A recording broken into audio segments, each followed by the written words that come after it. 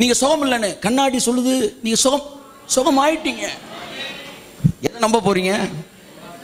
அந்த கண்ணாடியை நம்புறீங்க, இந்த கண்ணாடியை நம்புகின்றேன் நான். கையை தட்டு வருது அவருக்கு. கண்ணாடி சொல்லுது நான் நீதிமான்.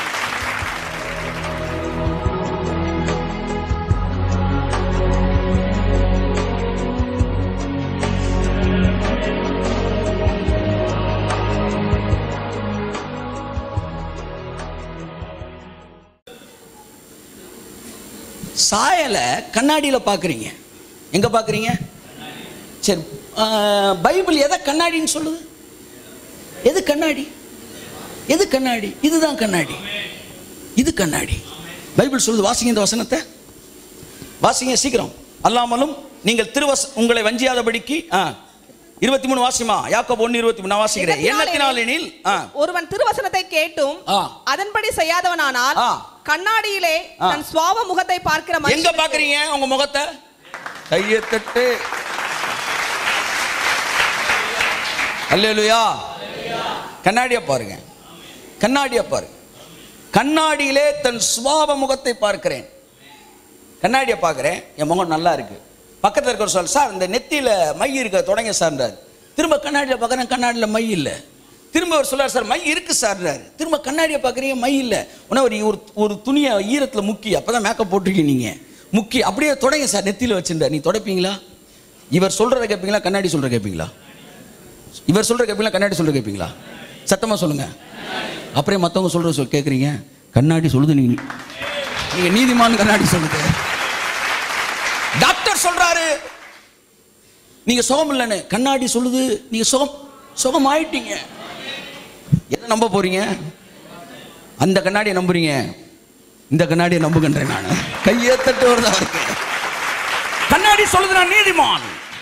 கண்ணாடி சொல்லுது என்னுடைய பாதை ராஜபாதை. கண்ணாடி சொல்லுது நான் கிறிஸ்துவுக்குள்ள ராஜாவா இருக்கிறேன்.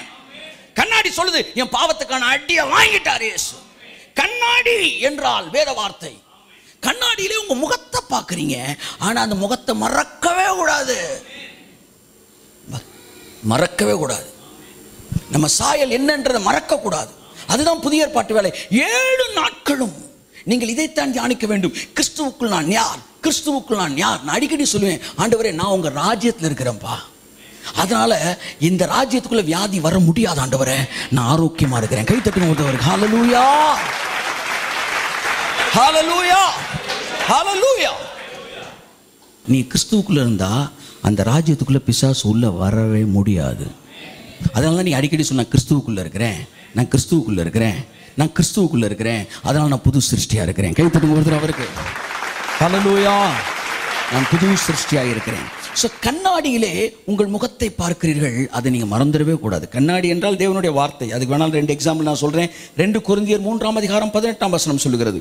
நாம் எல்லாரும் திறந்த முகமாய் கர்த்தருடைய மகிமையை கண்ணாடியிலே காண்கிறது போல கண்டு. அவரோட மகிமை எங்க பார்க்கிறோம்? கண்ணாடியில பார்க்கிறோம். நம்ம முகத்தை எங்க பார்க்கிறோம்? கண்ணாடியில பார்க்கிறோம்.